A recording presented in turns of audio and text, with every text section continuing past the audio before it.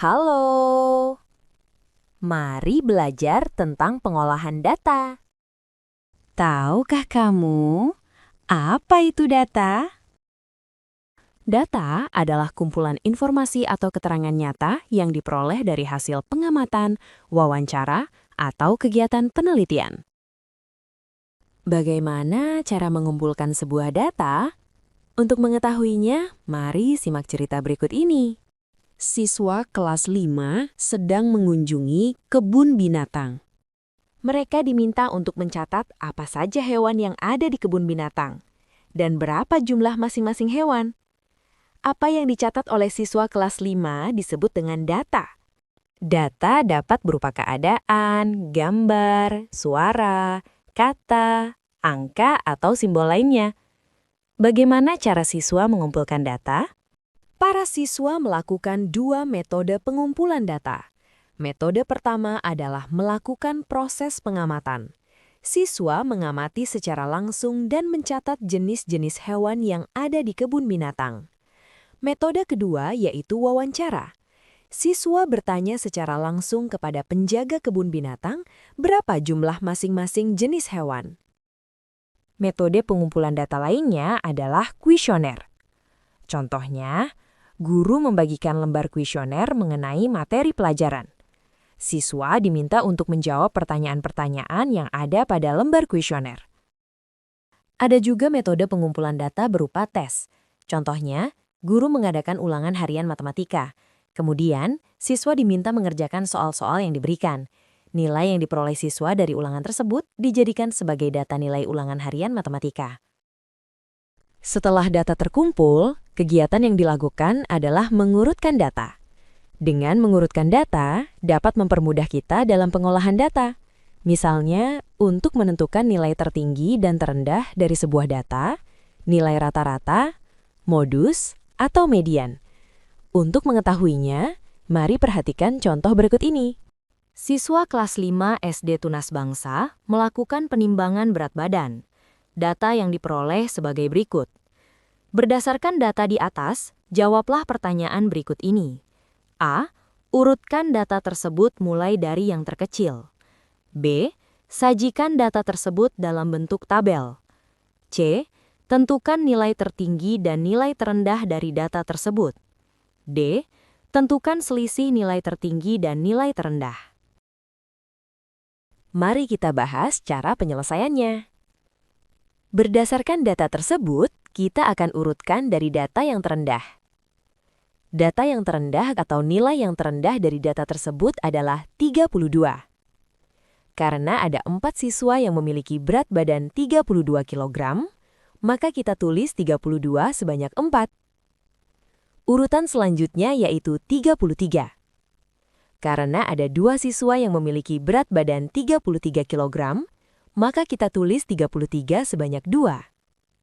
Selanjutnya adalah 34.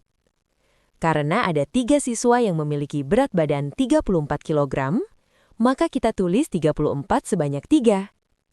Selanjutnya adalah 35.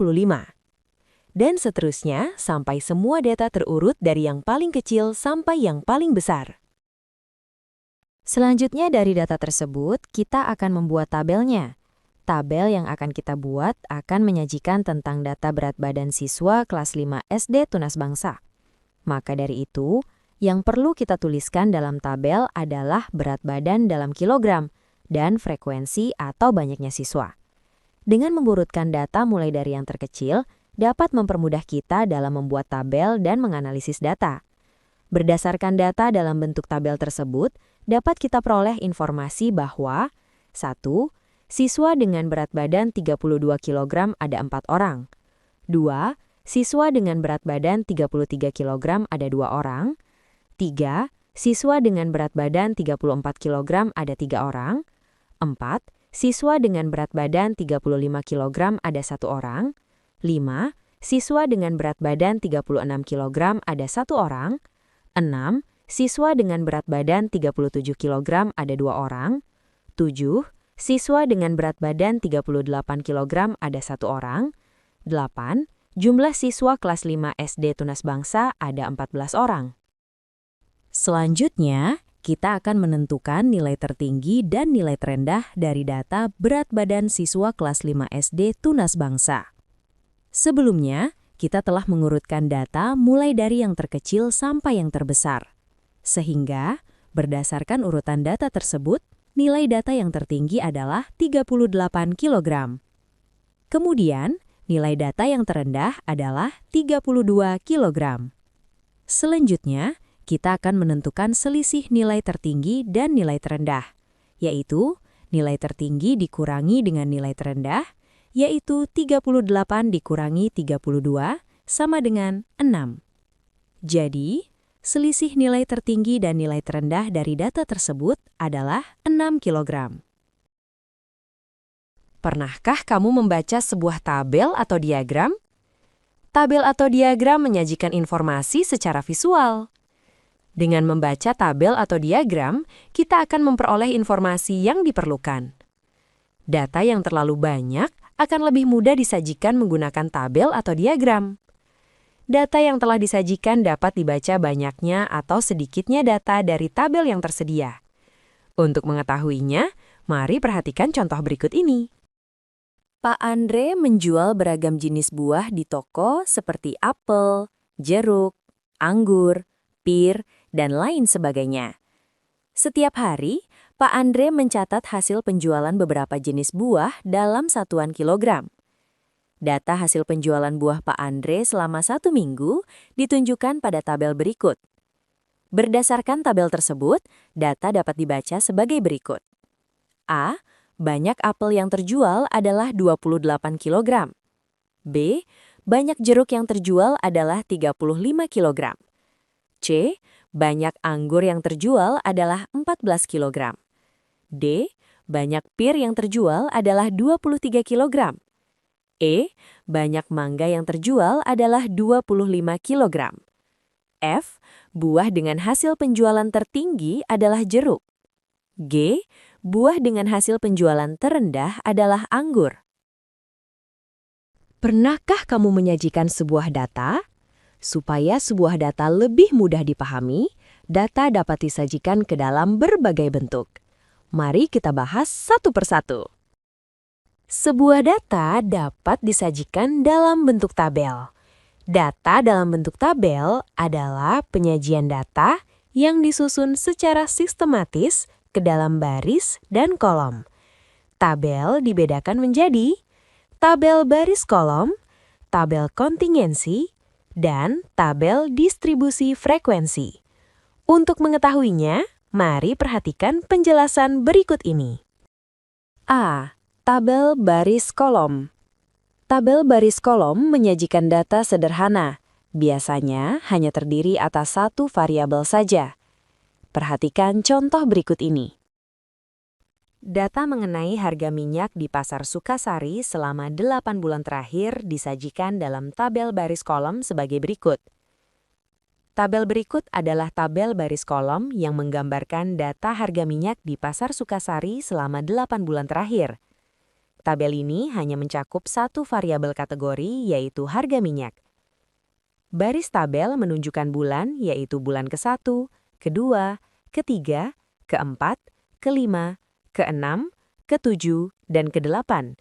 Sementara kolom tabel menunjukkan harga minyak per liter setiap bulannya. Angka-angka di dalam tabel menunjukkan harga minyak pada masing-masing bulan. Misalnya, bulan ke-1 dengan harga Rp10.000 per liter. B. Tabel kontingensi. Tabel kontingensi digunakan untuk menyajikan data yang memiliki lebih dari satu variabel. Tabel ini menyajikan frekuensi atau jumlah data di mana baris dan kolom mewakili kategori dari masing-masing variabel. Perhatikan contoh berikut ini. Data mengenai jumlah siswa di Kabupaten Pakis menurut tingkat sekolah dan jenis kelamin disajikan dalam tabel kontingensi sebagai berikut. Tabel berikut adalah tabel kontingensi yang menggambarkan jumlah siswa di Kabupaten Pakis berdasarkan tingkat sekolah dan jenis kelamin. Tabel ini mencakup dua variabel kategori, yaitu tingkat sekolah dan jenis kelamin. Baris tabel menunjukkan jenis kelamin, yaitu laki-laki dan perempuan. Sementara kolom tabel menunjukkan tingkat sekolah, yaitu SD, SMP, SMA, atau SMK. Angka-angka di dalam tabel menunjukkan jumlah siswa laki-laki dan perempuan di masing-masing tingkat sekolah. Misalnya, di tingkat SD, terdapat 23.355 siswa laki-laki dan 25.392 siswa perempuan. C. Tabel distribusi frekuensi. Tabel distribusi frekuensi data tunggal berisi kategori dan frekuensi setiap data. Tabel ini juga dilengkapi dengan turus. Kelebihan menggunakan tabel distribusi frekuensi yaitu lebih menghemat tempat dan mempermudah pembaca mendapat gambaran mengenai urutan data. Perhatikan contoh berikut ini. Andika menggulingkan sebuah dadu sebanyak 30 kali dan mencatat hasilnya. Mata dadu yang muncul adalah sebagai berikut. Data tersebut dapat disajikan dalam tabel distribusi frekuensi data tunggal sebagai berikut.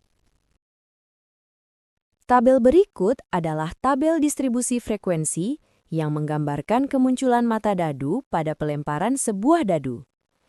Tabel ini hanya mencakup satu variabel kategori, yaitu mata dadu.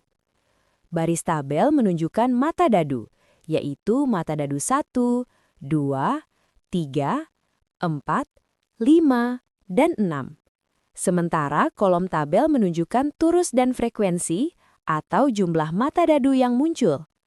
Angka-angka di dalam tabel menunjukkan jumlah mata dadu yang muncul. Misalnya, mata dadu 1 muncul sebanyak 5 kali. Setelah mengetahui penyajian data dalam bentuk tabel, sebuah data juga dapat disajikan ke dalam bentuk diagram. Tahukah kamu apa itu diagram? Diagram adalah bentuk visual dari data, informasi, atau proses yang ditampilkan menggunakan simbol, garis, bentuk, atau gambar. Bentuk penyajian data dalam bentuk diagram dibedakan menjadi 4 jenis, yaitu diagram gambar, diagram batang, diagram garis, dan diagram lingkaran. Untuk mengetahuinya, mari perhatikan penjelasan berikut ini. A. Diagram gambar.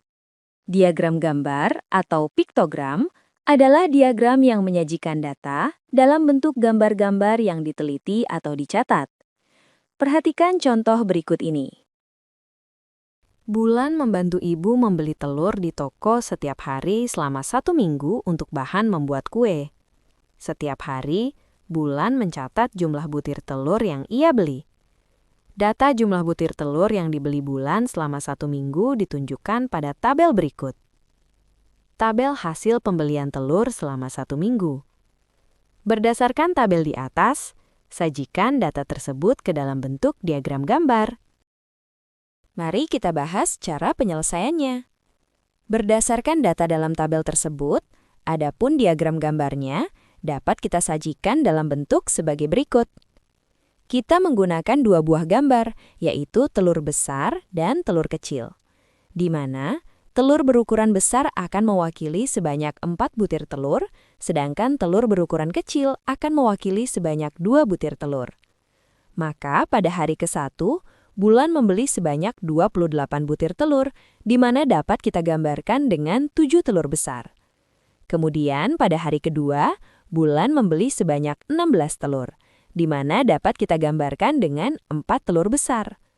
Selanjutnya, pada hari ketiga, Bulan membeli sebanyak 34 telur, di mana dapat kita gambarkan dengan 8 telur besar dan 1 telur kecil. Lalu, pada hari keempat, Bulan membeli sebanyak 22 telur, di mana dapat kita gambarkan dengan 5 telur besar dan 1 telur kecil. Kemudian, pada hari kelima, Bulan membeli sebanyak 18 telur, di mana dapat kita gambarkan dengan 4 telur besar dan 1 telur kecil. Lalu pada hari ke-6, Bulan membeli sebanyak 32 telur, di mana dapat kita gambarkan dengan 8 telur besar. Selanjutnya pada hari ke-7, Bulan membeli sebanyak 26 telur, di mana dapat kita gambarkan dengan 6 telur besar dan 1 telur kecil. Sehingga, data hasil pembelian telur selama 1 minggu dapat kita sajikan dengan diagram gambar seperti berikut. B. Diagram batang. Diagram batang adalah diagram yang menyajikan data dalam bentuk batang-batang atau persegi panjang yang berdiri tegak lurus. Perhatikan contoh berikut ini. Toko Happyland menjual es krim dengan beragam rasa. Toko ini cukup populer karena rasanya yang manis dan lembut. Penjualan es krim di toko ini telah tercatat setiap bulannya selama 5 bulan. Pada bulan Januari, terjual 625 kon, bulan Februari terjual 500 kon, bulan Maret terjual 475 kon, bulan April terjual 550 kon, dan bulan Mei terjual 700 kon. Berdasarkan data penjualan es krim di toko Happyland, sajikan data tersebut ke dalam bentuk diagram batang. Mari kita bahas cara penyelesaiannya. Berdasarkan data penjualan tersebut, diagram batangnya dapat kita sajikan dalam bentuk sebagai berikut. Pada garis horizontal menunjukkan keterangan bulan, yaitu mulai dari bulan Januari hingga bulan Mei. Sedangkan pada garis vertikal menunjukkan keterangan banyaknya jumlah es krim yang terjual dari rentang 100 sampai 800. Pada bulan Januari, terdapat 625 kon es krim yang terjual. Selanjutnya, pada bulan Februari, terdapat 500 kon es krim yang terjual. Pada bulan Maret, terdapat 475 kon es krim yang terjual. Dan seterusnya sampai bulan Mei. Sehingga diagram batang hasil penjualan es krim di toko Happyland selama 5 bulan tampak seperti berikut. C. Diagram garis. Diagram garis menyajikan pasangan-pasangan bilangan yang berupa titik-titik pada bidang bilangan dan biasanya data bersifat kontinu. Perhatikan contoh berikut ini. Pada pusat kota Cakrawala, terdapat bioskop dunia fantasi yang terkenal dan sering dikunjungi oleh anak-anak dan keluarga untuk menonton film bersama. Data pengunjung yang datang ke bioskop dunia fantasi telah tercatat setiap bulannya selama 5 bulan. Pada bulan Juli, sebanyak 2.500 orang, bulan Agustus, sebanyak 1.500 orang, bulan September, sebanyak 2.000 orang, bulan Oktober, sebanyak 3.000 orang, dan bulan November, sebanyak 1.000 orang. Berdasarkan data pengunjung di bioskop dunia fantasi, sajikan data tersebut ke dalam bentuk diagram garis. Mari kita bahas cara penyelesaiannya. Berdasarkan data pengunjung tersebut, diagram garisnya dapat kita sajikan dalam bentuk sebagai berikut. Pada garis horizontal, menunjukkan keterangan bulan, yaitu mulai dari bulan Juli sampai bulan November. Sedangkan pada garis vertikal, menunjukkan keterangan banyaknya pengunjung dari rentang 500 hingga 3.500. Pada bulan Juli, terdapat 2.500 pengunjung yang datang ke bioskop. Selanjutnya, pada bulan Agustus, terdapat 1.500 pengunjung yang datang ke bioskop. Pada bulan September, terdapat 2.000 pengunjung yang datang ke bioskop. Dan seterusnya sampai bulan November. Sehingga, diagram garis data pengunjung bioskop dunia fantasi selama 5 bulan tampak seperti berikut. Diagram lingkaran. Diagram lingkaran adalah diagram yang menyajikan data dalam bentuk lingkaran yang dibagi menjadi beberapa bagian. Bagian lingkaran yang mewakili banyak data dapat dinyatakan dalam persentase atau besar sudut dalam satuan derajat menggunakan persen atau derajat. Perhatikan contoh berikut ini. Alfa dan Denada sedang mengumpulkan data makanan favorit teman-teman di kelasnya. Data makanan favorit siswa telah dicatat oleh Alfa dan Denada. Terdapat 9 siswa menyukai mie goreng, 8 siswa menyukai bakso, 6 siswa menyukai sate, dan 7 siswa menyukai gado-gado. Berdasarkan data makanan favorit siswa, buatlah diagram lingkaran dari data tersebut dalam besar sudut dan persentase. Mari kita bahas cara penyelesaiannya. Dalam membuat diagram lingkaran, langkah-langkah yang perlu dilakukan yaitu menghitung besar sudut dan persentase untuk setiap makanan favorit. Perhatikan tabel berikut untuk mengetahui cara menghitung besar sudut dan persentase masing-masing kategori makanan favorit. Pada menu mie goeng, besar sudut yang didapatkan adalah 108 derajat dan besar persentase yaitu 30%. Selanjutnya, menu bakso dengan besar sudut yaitu 96 derajat dan persentase sebesar 26,66%. Dan seterusnya, hingga mendapatkan besar sudut dan persentase setiap data. Langkah selanjutnya yaitu membuat diagram lingkaran berdasarkan besar sudut yang telah dihitung. Berikut adalah diagram lingkaran data makanan favorit siswa dalam besar sudut. Berdasarkan diagram lingkaran yang dibuat, dapat kita ketahui bahwa jenis makanan dengan daerah lingkaran terbesar yaitu mie goreng yang memiliki sudut sebesar 108 derajat. Lalu jenis makanan dengan daerah lingkaran terkecil yaitu sate dengan sudut sebesar 72 derajat. Selanjutnya, membuat diagram lingkaran berdasarkan persentase yang telah dihitung. Berikut adalah diagram lingkaran data makanan favorit siswa dalam persentase. Berdasarkan diagram lingkaran yang dibuat, dapat kita ketahui bahwa jenis makanan bakso dengan frekuensi 8 siswa memiliki persentase sebesar 26,66%. Lalu, jenis makanan gado-gado dengan frekuensi 7 siswa memiliki persentase sebesar 23,33%. Pernahkah kamu mengolah sebuah data? Sebuah data dapat kita olah dengan menggunakan beberapa cara, yaitu mean, median, dan modus. Untuk mengetahuinya, mari simak penjelasan berikut ini. Mean. Mean adalah nilai rata-rata dari sekumpulan data. Nilai mean diperoleh dengan menjumlahkan seluruh nilai data, kemudian membaginya dengan banyaknya data. Perhatikan contoh berikut ini. Siswa kelas 5 sedang melakukan pengukuran tinggi badan yang didampingi oleh guru. Berdasarkan hasil yang telah tercatat, berikut adalah tinggi badan siswa kelas 5.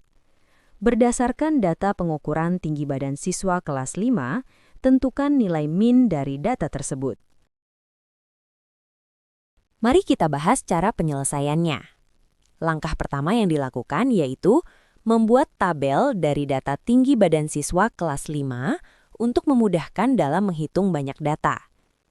Berdasarkan tabel tersebut, dapat kita ketahui bahwa terdapat 8 siswa dengan tinggi badan 145 cm, 3 siswa dengan tinggi badan 150 cm, 5 siswa dengan tinggi badan 152 cm, dan 4 siswa dengan tinggi badan 155 cm. Selanjutnya, menentukan nilai mean. Nilai mean digambarkan dengan simbol X-bar. X-bar sama dengan jumlah semua data dibagi dengan banyak data. Sehingga didapatkan hasil X-bar adalah 149,5. Jadi, nilai mean dari data tinggi badan siswa kelas 5 adalah 149,5 cm. Modus.